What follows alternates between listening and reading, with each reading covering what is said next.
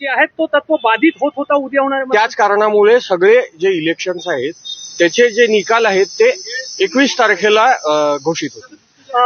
सोबतच 21 तारखेपर्यंत निवडणूक संपल्यानंतर अर्धा तास कुठले एक्झिट पोल देखील 20 तारखेचा जे पोल आहे त्याच्या निवडणूक संपल्यानंतरच अर्ध्या तासानंतर एक्झिट पोल हे डिक्लेअर होतील. आणि मॉडेल कोड ऑफ कंडक्ट जो आहे आचारसंहिता ही सुद्धा 20 तारखेपर्यंत कंटिन्यू राहील.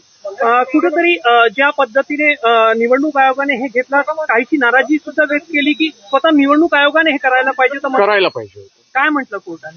कोर्टाने हेच म्हटलेलं आहे की इलेक्शन हे फेअर व्हायला पाहिजे. त्याच कारणाकरिता ह्या सगळ्या गोष्टी त्यांनी पोस्टपोन केलेल्या आहेत. या सगळ्या गोष्टीमुळे election would be materially affected.